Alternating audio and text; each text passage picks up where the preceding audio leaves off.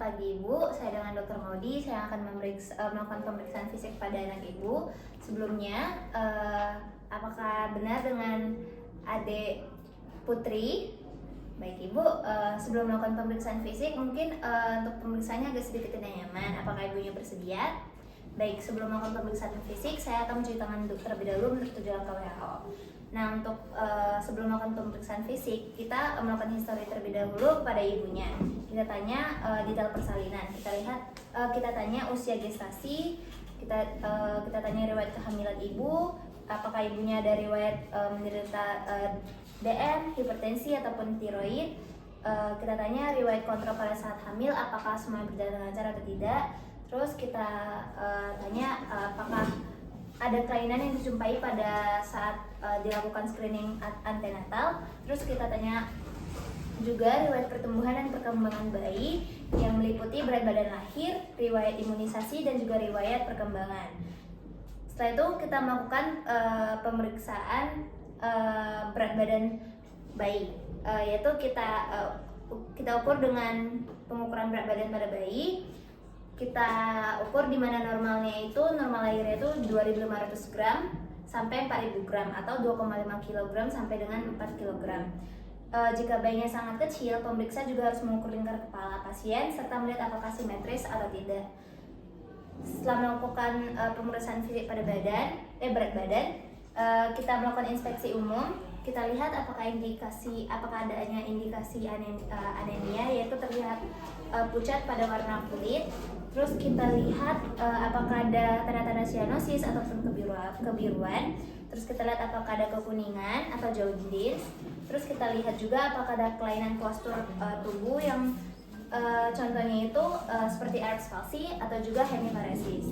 Setelah melakukan inspeksi umum, kita menilai juga tonus dengan menggerakkan anggota gerak tubuh bayi secara pasif dan lembut, serta mengamati bayi saat diangkat. Lanjut ke pemeriksaan kepala, kita melihat apakah ada abnormalitas pada bagian kepala atau tidak, seperti tidak simetris atau tidak simetris. Lalu kita mengukur kepala bayi menggunakan pita ukur pada midline di atas alis dari belakang ke depan.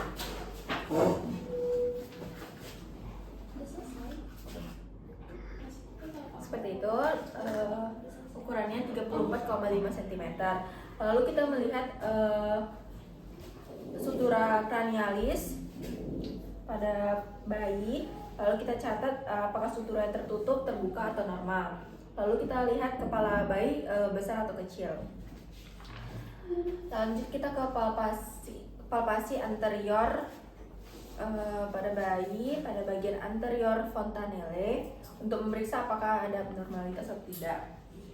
Lanjut kita ke pemeriksaan kulit. Kita melihat apakah ada pucat, jaundice, memar atau laserasi, vernix, tanda lahirnya. Lalu kita lihat muskelnya terlihat sangat pucat, muncul warna kebiruan dan bintik merah. Lalu lanjut kita ke pemeriksaan pada wajah. Kita lihat dan perhatikan tampilan pada wajah bayi. Apakah bayinya itu dysmorphic? Dysmorphic itu seperti wajah yang menyimpang atau wajah yang tidak normal. Lalu kita melihat asimetris pada wajah. Lalu kita melihat tanda-tanda trauma seperti memar, laserasi yang mungkin terjadi selama proses kehamilan. Lalu kita melihat bentuk hidung pada bayi untuk menilai potensi saluran napas. Oke. Nah, di sini saya akan melakukan pemeriksaan pada mata bayi. Di sini pertama saya akan melakukan inspeksi. Perhatikan kedua mata apakah ada eritema atau ada sikrit pada mata bayi. Kemudian lihat dan perhatikan sklera dengan menarik kelopak mata bagian bawah. Apakah ada perubahan warna seperti jaundice atau hemorrhage dan lain-lain. Kemudian perhatikan posisi dan bentuk mata bayi. Lihat adakah ptosis atau epicanthus. Kemudian nilai refleks fundal pada kedua mata. Amati dengan menggunakan oftalmoskop. Arahkan cahaya ke mata bayi dengan jarak seukuran panjang lengan. Kemudian lanjut ke pemeriksaan telinga, amati daun telinga. Kemudian apakah ada abnormalitas, skintek atau ada aksesoris lain pada daun telinga pada bayi. Lanjut pada pemeriksaan mulut dan palatum. Lihat pada langit-langit bayi, apakah dia keras atau lunak atau terbelah. Amati lidah dan gusi, lihat apuntuk pada mulut bayi. Kemudian pemeriksaan leher dan klavikula. Amati leher pada bayi, apakah ada dijumpai abnormalitas atau fraktur. Kemudian bentuk dan panjang leher bayi. Kemudian benjolan pada leher, apakah ada fraktur klavikula. Selanjutnya pemeriksaan ekstremitas atas pada pasien. Kita lihat ukuran ekstremitas atas pasien, tangannya apakah simetris atau tidak, apakah ada perbedaan ukuran dan bentuk. Lalu kita lihat pada jari-jari pasien apakah ada abnormalitas seperti polidaktili atau jumlah jari yang berlebih. Lalu kita raba arteri brachialis pada pasien, kita nilai denyut nadinya kanan dan kiri. Lalu pada pemeriksaan dada, pertama kita lihat apakah dada pasien simetris atau tidak.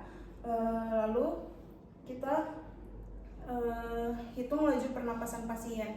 Pasien anak, pasien bayi itu biasanya 40-60 kali per menit. Lalu kita lihat pada dada pasien apakah terdapat pectus excavatum, yaitu dadanya menonjol ke dalam, lalu pectus carinatum, yaitu dada pasien menonjol keluar. Lalu kita auskultasi. Pertama auskultasi paru.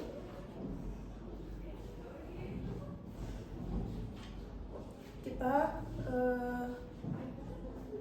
angkat secara perlahan tangan pasien, kita periksa dinding paru pasien kanan dan kiri, perhatikan suara, volume, dan juga apakah ada suara tambahan pada pasien. Lalu untuk jantung kita auskultasi di katup mitral, di katup aorta, yaitu di ICS 2 interkostal kanan. Lalu pulmonal di ICS 2 interkostal kiri. Lalu trikuspid di ICS 4 atau 5 di sternum kiri. Lalu katup mitral di ICS 5 di mid clavicula kiri pasien.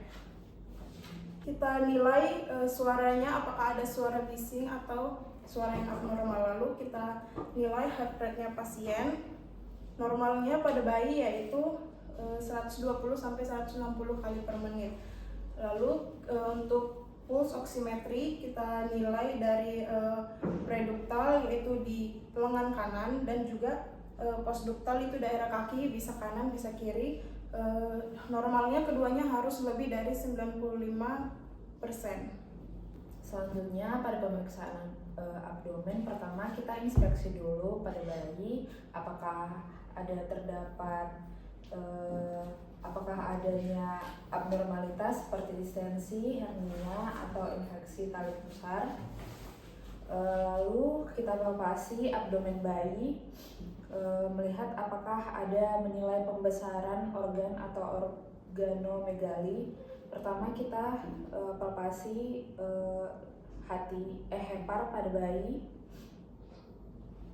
Lalu setelah itu palpasi ginjal pada bayi. Setelah itu palpasi bladder atau kantung kemih pada bayi. Bila teraba curiga adanya obstruksi saluran kemih. Selanjutnya pemeriksaan genitalia. Pertama perhatikan ambiguitas alat kelamin, biasanya terkait dengan hiperplasia adrenal kongenital pada anak perempuan atau pada anak laki-laki dengan CAH memiliki alat kelamin normal. Selanjutnya pada pemeriksaan genitalia, pada pemeriksaan ini kita melihat atau menilai apakah ada abnormalitas 1 atau 2 pada bayi. Setelah itu pemeriksaan ekstremitas bawah.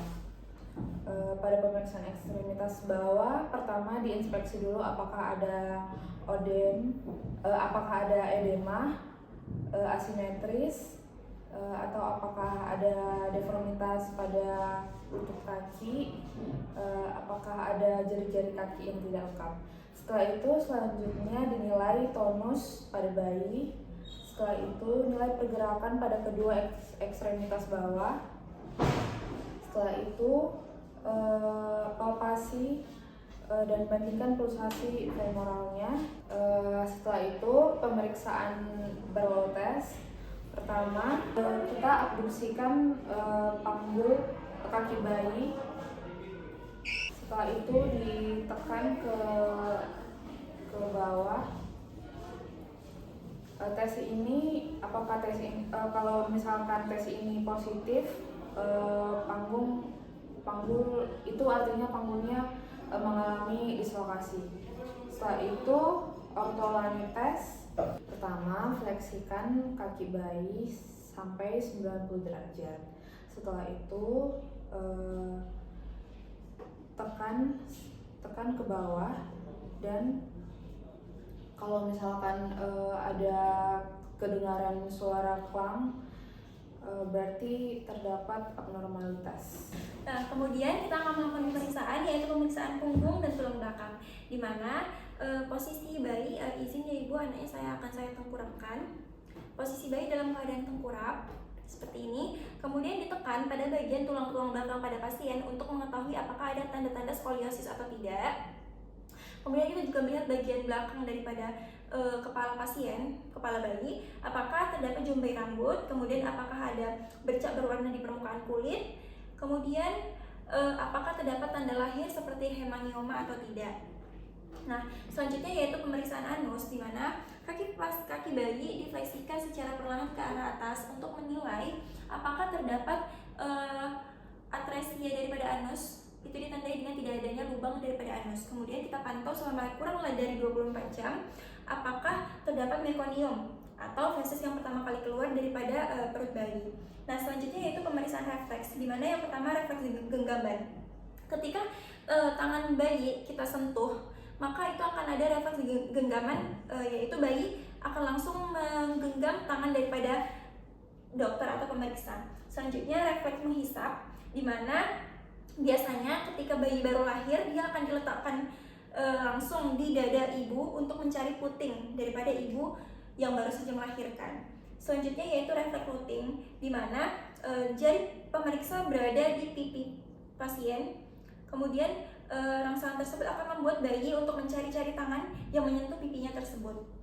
Nah, selanjutnya yaitu refleks melangkah, di mana ini bayi dalam keadaan diangkat, kemudian diberdirikan sambil dipegang bagian belakangnya. Ketika bayi ada refleks melangkah, itu artinya refleks melangkah pada bayi masih dalam keadaan baik. Kemudian refleks moro, yaitu refleks kejutan. Pada bayi biasanya bayi diangkat kemudian sedikit dikagetkan dengan cara dijatuhkan kemudian ditangkap kembali untuk mengecek daripada jantung pada pasien apakah katupnya dalam keadaan normal atau tidak. Nah, selanjutnya yaitu yang terakhir adalah menginformasikan keadaan bayi, ibu, posisi keadaan si adik dalam keadaan baik, tidak ada masalah apapun.